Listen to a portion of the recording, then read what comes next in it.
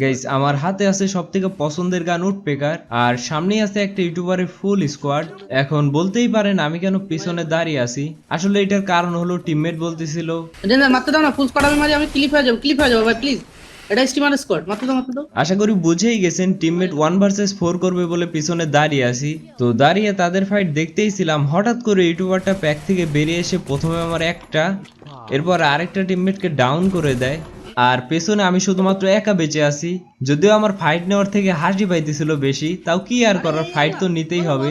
এই কারণে ফাইট নিয়ে প্রথমে ইউটিউবারকে ডাউন করি, এরপর দূরেই ছিল আরেকটা প্লেয়ার, লিডার এদিকে আসো ডেঞ্জার। ওইটাকেও ডাউন করি। আচ্ছা আমি যতক্ষণে রিভাইভ দেই ততক্ষণে না হয় ইউটিউবারের সাইড থেকে দেখেন। ওরে সুবহানাল্লাহ, এই লিডার ডেঞ্জার। তো এই ইউটিউবার ভাইয়ের স্কটকে মারতে মারতে আরেকটা ইউটিউবারের স্কট চলে আসে আমাদের সাথে দেখা করার জন্য। আমি প্রথমেই তার একটা টিমমেটকে ডাউন করি, আমি এম এরপরে সামনেই ছিল ইউটিউবারটা, ওনাকেও ডাউন করে দেই। তার সাইড থেকেও দেখেন, এই হেডশট দিছে। দেখতেই তো পারলেন দুইটা ইউটিউবারকে মারলাম।